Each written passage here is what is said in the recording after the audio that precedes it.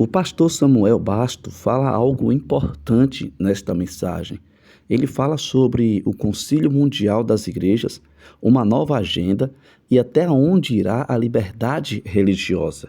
Eu vou deixar o link da mensagem completa aqui na descrição para que você possa acompanhar na íntegra esta mensagem aqui, tá bom? Então que Deus te abençoe, não sai do vídeo por nada, porque todo adventista precisa conhecer esta mensagem e ter essas informações. Que Deus te abençoe. Vocês já ouviram falar em Concílio Mundial das Igrejas? Nós não participamos desse concílio, mas nós somos consultores. A Igreja Adventista participa como consultora. Agora, queridos, a minha área de doutoramento é missiologia. E a gente estuda muito esses negócios aí. E os evangélicos de hoje não estão mais preocupados em pregar o evangelho. Eles estão preocupados com uma agenda social. O meu professor de missiologia disse para mim o seguinte, que a igreja, num dos países aqui da América Latina, ali naquela parte do Caribe, não lembro bem qual foi o país, eles disseram assim, nós precisamos alcançar o máximo de membros no país para que a igreja evangélica tenha força. E eles conseguiram ter mais de 50% do país sendo evangélicos. Aí o meu professor disse para mim assim, mas o país não melhorou. E ele me perguntou assim, irmão Samuel, por que tu achas que o país não melhorou? Falou, isso é meu castelhano, né? E ele falou comigo em espanhol. Eu disse, simples. Que Cristo não chamou sua igreja para fazer parte de um reino terrestre. E aqui nós temos uma preocupação. Irmãos, a agenda da igreja de Deus não é uma agenda política. E nem tampouco uma agenda social. Porque tem gente que acha por aí que a nossa missão é colocar pão na mesa de todo mundo. Não, não. A missão principal da igreja de Deus na terra é o que, irmãos? Pregar o evangelho. Pregar o evangelho. É bem verdade que um evangelho com um pãozinho, com patê, uma roupa, alguma coisa, uma barraca, um colchão e essas coisas, vai tornar o evangelho mais agradável. Mas a agenda principal não é o social em detrimento do teológico, em detrimento do espiritual. Em primeiro lugar, a pregação da palavra de Deus. E eu estou dizendo uma coisa para vocês que é séria e atual. A agenda atual das igrejas evangélicas, na sua grande maioria, é o social e não o teológico. E uma outra coisa que preocupa bastante é que a maioria das igrejas evangélicas, especialmente as que surgiram da Reforma, elas já foram lá no Vaticano pedir perdão ao Papa pelo que Lutero fez. E hoje eles dizem que não havia necessidade de ter feito o que foi feito na Idade Média. Isso é muito preocupante. Mas lá na frente eu vou falar um pouquinho sobre isso. Agora, queridos, cabe a nós, adventistas do sétimo dia, entender uma coisa. Quando eu digo assim, a palavra de Deus, a Bíblia, é a inspirada e a revelada e autoritativa palavra de Deus, eu estou batendo na tecla de um dos nossos principais credos. Aliás, a igreja adventista só tem um credo. A Bíblia. E as nossas crenças, elas estão fundamentadas aqui. Quando você deixa de crer na Bíblia como Bíblia, você começa a relativizar todos os seus ensinos. E isso é muito preocupante. Bom, mas vamos em frente que ainda tem muita coisa para falar. Vamos ler juntos. Bora, a força da esperança. A habilidade de Satanás é exercida em elaborar planos e métodos incontáveis para cumprir seus propósitos. Trabalha para restringir a liberdade religiosa e trazer para dentro do mundo religioso uma espécie de escravidão. Olha que coisa interessante, irmãos. Que coisa interessante. Não estamos cumprindo a vontade de Deus se nos deixarmos ficar em silêncio, nada fazendo para preservar a liberdade de consciência. Testemunhos para a Igreja 5, página 714. Por isso eu quero dizer para vocês, irmãos, anciãos, quem trabalha no governo, onde quer que você viva, onde quer que você esteja, defenda a bandeira da liberdade religiosa. Defenda. Vocês que são advogados, Usem o conhecimento de vocês e a autoridade de vocês para defender esse princípio que é inalienável para nós. Sabe por quê? Porque a história vai se repetir. E nós precisamos, enquanto pudermos, defender esses valores enquanto é possível. Em Daniel, no capítulo 3, nós temos uma adoração por decreto. E nós vemos ali a junção do poder civil com o poder religioso. Nabucodonosor é o símbolo do poder civil, da realeza, mas a estátua com as suas medidas são símbolos do poder religioso. Nabucodonosor, a voz e a mão do Estado, lança a mão do poder religioso para manipular todos que eram súditos do seu reino. Resultado, um decreto de morte contra aqueles que não aceitaram a sua forma de cultuar. Graças a Deus que nós tivemos ali aqueles 3 jovens que representavam a igreja de Deus e que continuam representando a igreja de Deus na atualidade. E eles tiveram coragem de, quando todos se ajoelharam, eles tiveram coragem de permanecer em pé. Ellen White, quando ela fala sobre isso aí no livro Profetas e Reis, ela diz assim: a história vai se repetir. E eu até escrevi ali uma coisa interessante, que primeiro vem o poder da persuasão e depois vem então a força da ameaça. Nabucodonosor chamou aqueles rapazes, conversou com eles, tentou ganhá-los na conversa. E uma coisa muito importante para nós percebermos, irmãos, a música desempenhou um papel muito importante na acomodação emocional, sociológica e psicológica, para que todo mundo adorasse sem questionar. Nós precisamos levar isso a sério, porque a música é uma coisa maravilhosa para adoração a Deus, mas é um maravilhoso instrumento de Satanás também, para nos enganar. Por quê? Porque a música entra no nosso cérebro sem filtro. A gente precisa ser cuidadoso nisso. Bom, mas o foco não é música. Agora, queridos, aqui embaixo, na última frase, eu falo sobre tipo e antítipo. O que aconteceu em Daniel 3 é um tipo. O antítipo está em Apocalipse 13. Nós teremos restrições. Teremos restrições grandiosas e breve. Aqui no capítulo 6 nós temos mais um decreto de adoração, Daniel 6, de 1 a 5. A palavra de Deus diz que Daniel era fiel, Daniel era distinto, Daniel tinha um espírito excelente, e aí aquelas pessoas ficaram com inveja de Daniel. E se vocês quiserem ver mais sobre esse assunto, entrem no canal lá da Igreja Central e assista o sermão Na Cova da Provação. E eu quero dizer para vocês, queridos, que quando saiu um decreto de morte contra Daniel, por quê? Porque ele era fiel, porque ele era distinto. Daniel tinha um espírito excelente, ele era gentil, ele era cortês, ele era muito competente. Aí veio a inveja e aqueles homens disseram o quê? Nós não vamos achar nenhum defeito contra ele, a não ser que procuremos na religião, na adoração. Aí foram lá e começaram a bajular o rei e dizer assim: rei, maravilhoso rei, ó rei lindo, querido, faz um decreto porque nós queremos te adorar a ti somente esse mês todo. E eles pegaram o ego do rei, a massagem do seu ego, e eles então criaram um decreto contrafatório. Porque toda adoração que não é ao Criador, irmãos, adoração a qualquer criatura é uma contrafação, é uma substituição do Deus verdadeiro. O diabo, ao longo do tempo todo, tudo que ele mais quer é adoração. Quando você lê o capítulo 13 de Apocalipse, adoração é a palavra do conflito. Tudo que o diabo quer é ser adorado como Deus. Para isso, ele faz a contrafação de Deus. Aí ele usa tanto a religião quanto a política para chegar nos seus objetivos. Mas o que aconteceu? Daniel foi colocado na cova da provação, mas ele foi um vencedor pela oração. Que isso sirva de exemplo para todos nós.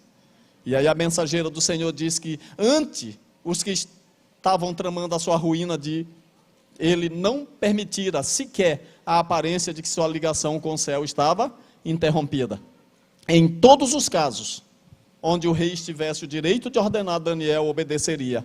Mas nem o rei, nem o seu decreto poderiam fazê-lo desviar-se de sua obediência ao Rei dos Reis. Assim, ousada, embora quieta e humildemente, o profeta declarou que nenhum poder terreno tem o direito de interpor-se entre a alma e Deus. Agora, queridos, para terminar, qual é o futuro da liberdade religiosa? Como está o cenário atual? Vejam bem, nesse artigo da Revista Adventista, há uma citação muito significativa que diz assim: a liberdade religiosa garante o direito de consciência, crença, culto e evangelização, assim como o direito de não crer. Ao permitir o amplo e restrito exercício da liberdade de crença, garante-se a plena concretização da dignidade humana, valor máximo inerente ao exercício de todos os valores individuais e coletivos. Segundo Günther Dierig, cada ser humano é humano por força de seu espírito, que o distingue da natureza impessoal e o que capacita para, com base em sua própria decisão, tornar-se consciente de si mesmo, de autodeterminar a sua conduta, bem como de formatar a sua existência e o meio que circunda. Está aí nesse artigo da Revista Adventista. Agora, queridos, isso é liberdade religiosa. Mas como está a realidade atual no mundo todo? Em 2021, consta em seu levantamento que a liberdade religiosa é violada em quase 1/3 dos países do mundo, 31,6%, onde vivem 2/3 da população mundial. 2/3, é a janela 1040. Num total de 196 países, 62 enfrentam violações muito graves da liberdade religiosa. Aí está o mapa do mundo. E em todos esses lugares aí onde está laranja e vermelho, você tem perseguição e você tem intolerância religiosa. Você tem discursos totalitários e privação da liberdade religiosa. Agora, queridos, é importante a gente refletir nessa fala do articulista da Revista Adventista. Com a redução e controle do quê? Da pandemia, leis e decretos ainda poderão perdurar e outros poderão vir a ser editados com vistas à prevenção desta e de outras pandemias que podem vir a se espalhar. Mediante argumentos para o enfrentamento da crise, medidas drásticas podem ser tomadas, como designação de apenas um dia para encontros religiosos ou mesmo estabelecimento de uma autoridade mundial com poderes para editar regras e julgar jurisdição internacional, ferindo a soberania das nações, jurisdição interna hoje existente. Isso são palavras de um adventista. Mas eu quero terminar com as palavras de um não adventista. Eu comprei um livro faz um tempo, e é esse livro aí, A Verdadeira História do Clube Bilderberg. Hoje esse livro já está mais disponível, mas quando eu o comprei, pensa na dificuldade para achar esse livro. Ele foi proibido na Europa e em outros lugares do mundo. Por quê? Porque o autor, ele traz muitas denúncias contra uma elite internacional superbilionária, na mão de quem, de certa forma, está a agenda de controle desse planeta. Agora, quando eu li algumas páginas desse livro, já o li algumas vezes, mas me impressiona quando ele fala sobre os objetivos desse clube aí. E o primeiro, eu coloquei alguns, acho que 10 objetivos. E quando você lê os objetivos, parece que ele leu o Grande Conflito. E vamos ler juntos então, só para vocês terem uma ideia. Ele diz assim: objetivo número 1, único governo e um único mercado globalizado. Vocês já ouviram alguma coisa sobre isso? Número 2, uma igreja universal que canalizará as pessoas para os desejos da nova ordem mundial. As outras religiões serão todas destruídas. Faz algum sentido? 3, destruição da identidade nacional a partir de dentro pela subversão. Faz sentido ou não faz? Todos os presidentes praticamente falam na defesa dos interesses do seu país, irmãos. Fora os Estados Unidos, todo o resto é dissidente. Isso aqui é sério do ponto de vista político, porque é a destruição da identidade. Objetivo número 4, o controle de toda a humanidade através de meios de manipulação mental. Aí vem a indicação de um livro, que é esse aí, Era Tecnotrônica, desse autor aí, que o nome dele é arriscado se eu falar, quebrar a língua, aí vai complicar. Na nova ordem mundial não haverá classe média, apenas servidores e governantes. O autor desse livro, ele é descendente de russos. Entendeu? Aí talvez você pense assim, não, mas ele está falando do ponto de vista político. Sim, ele está falando de política, de geopolítica, mas é algo que está acontecendo na realidade. Objetivo 5, crescimento zero. Crescimento zero. O que é crescimento zero? Falta de desenvolvimento. Às vezes eu olho para o nosso país maravilhoso, grande, lindo. Não dá uma tristeza da gente ver o Brasil fazendo voo de galinha o tempo todo? É voo de galinha. Voa um pouquinho e cai de novo. Aí você pensa assim, por quê? Irmãos, nenhum país desse mundo está interessado no desenvolvimento de outro. A gente precisaria ler esse livro todo.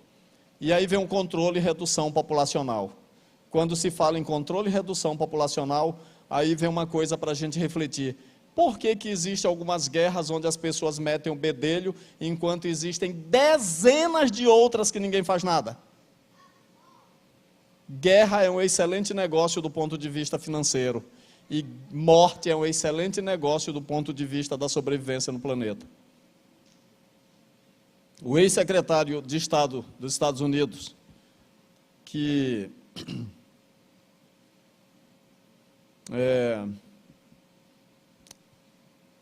esqueci o nome dele. Ele foi judeu, foi no governo lá de Richard Nixon. Ele dizia que existem pelo menos 4 bilhões de estômagos inservíveis nessa terra. Ou seja, um genocídio é um negócio extraordinário para a diminuição da população.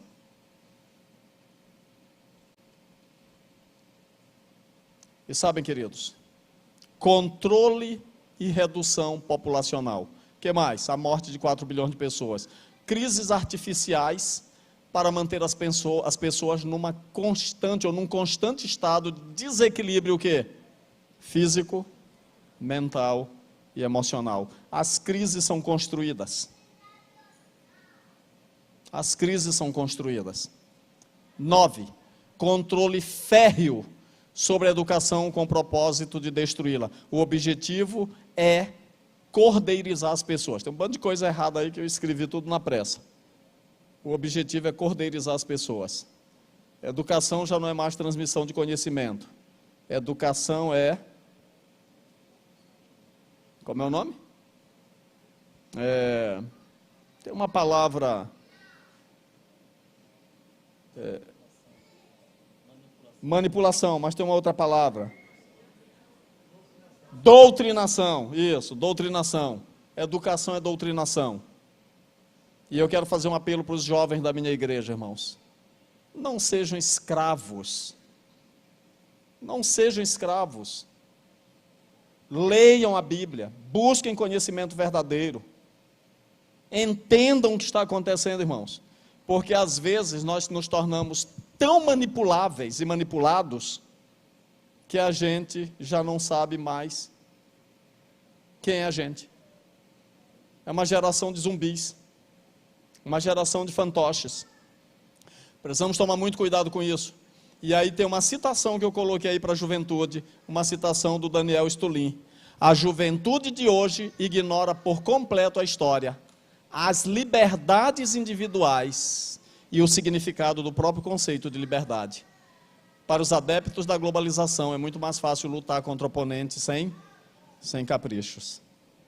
Algumas pessoas acham assim que a liberdade de você viver como quer, essa liberdade sexual excessiva, irmãos, até a liberdade sexual é apenas um meio de controlar as pessoas, tornando-as imbecis, idiotas, sem terem concepção correta do que é liberdade e do que é o valor do outro. Vivemos num mundo de manipulação. E eu termino com esses dois princípios, objetivos. Uma única corte internacional de justiça com um sistema jurídico único. Aí bate com o que o articulista da Revista Adventista falou. E, por fim, um estado de bem-estar socialista, onde serão recompensados os escravos obedientes e exterminados os não conformistas. Eu não sei qual será o regime de governo, mas o que me interessa nesse objetivo é a exterminação de quem?